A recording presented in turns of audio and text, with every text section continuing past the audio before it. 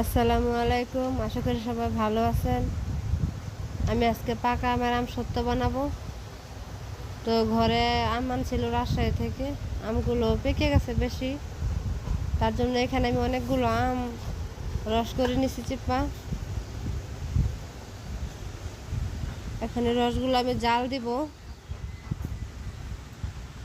এখানে প্রায় 4 কেজি আমের রস, 4-5 কেজি আমের রস মনে হয় এখানে। তা আমি 4টা মরিচ নিলাম, মরিচগুলো ভেজে নিব। আমার মরিচ প্রায় ভাজা শেষ। মরিচটা গুঁড়া করে নিয়ে তারপরে মিশিয়ে দিব এখানে। পাকা আমের আমসত্ত্ব অনেক স্বাদ, অনেক মজা। মরিচটা গুঁড়া করে নিচ্ছি, এখন এটা দিয়ে দিব, সাথে লবণ দিব একটু। আমি এখানে চিনি ব্যবহার করি নাই, কারণ আম অনেক মিষ্টি।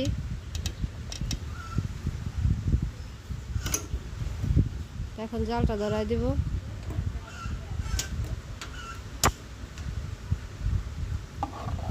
এখন যতক্ষণ পর্যন্ত পানিটা না টানে ততক্ষণ পর্যন্ত জাল দেবো এখানে। আমি এখানে কোনো পানি ব্যবহার করি নাই, কিছুই নাই, এগুলো শুধু আমের রস।